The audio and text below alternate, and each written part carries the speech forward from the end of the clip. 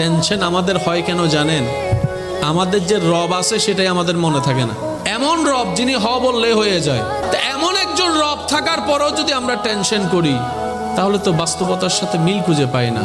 তখন উত্তর আসে কি জানেন? রব আছে সঠিক, কিন্তু আমরা রবের কাছে নাই। রব আমাদের কাছে, আমরা রব থেকে অনেক দূরে। রব যে একজন আছে সেটাই আমাদের মনে থাকে না, আমাদের মনে থাকে না।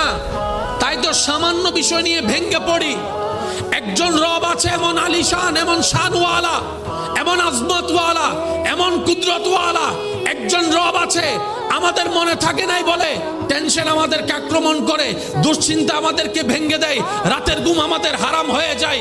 কিন্তু মুমিন বান্দা বলে আমি চাইলেও পাল্টাবে না, না চাইলেও হবে না, হবে সেটাই যেটা আমার রব চাইবে। সুতরাং আমার টেনশন করার দরকার নাই।